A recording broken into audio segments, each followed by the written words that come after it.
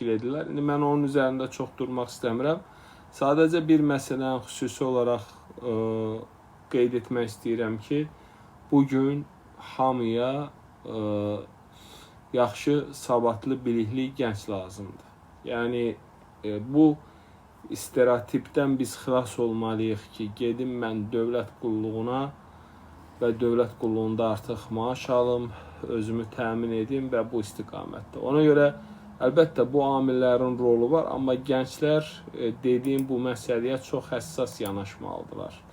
Ki, yəni dövlət qulluğunun yalnız hədəfi və məqsədi rahatlıq deyil. Siz harda işləməyinizdən asılı olmayaraq, mən sadəcə indi fürsətdir, biz gənclərlə tez-tez görüşürük, fikir mübadiləsi aparırıq.